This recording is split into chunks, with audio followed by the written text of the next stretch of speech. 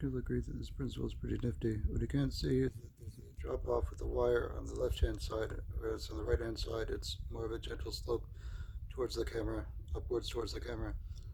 Uh, what you can see is that it's capable of staying in a lower position like that by the weight of leverage, and it will automatically return upwards um, if it's positioned on the right hand side. So we can watch that if we apply weight, it will actually automatically return like that,